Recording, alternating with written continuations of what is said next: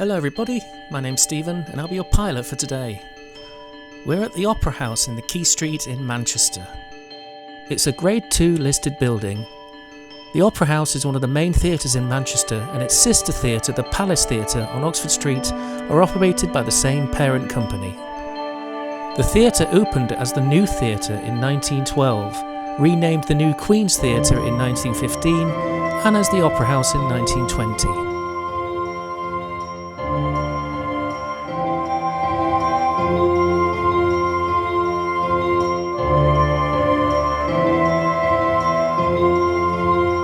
I hope you enjoyed the views of the Opera House, and thanks again for watching my video. Please give it a like and subscribe, it's always appreciated. I'll see you on the next one. Cheers for now.